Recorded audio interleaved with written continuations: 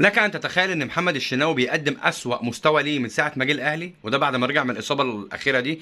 الثلاث ماتشات اللي لعبهم بيعمل كوارث، وبرضه كولر مصمم ان هو يلعبه، مع ان مصطفى شوبير كان افضل حارس في افريقيا في النسخه اللي فاتت دي، افضل حارس في افريقيا ومقدم مستويات عالميه وعامل كلين شيت ومستواه فوق الممتاز، وهو في الفتره دي كان فايق عن الشناوي اصلا.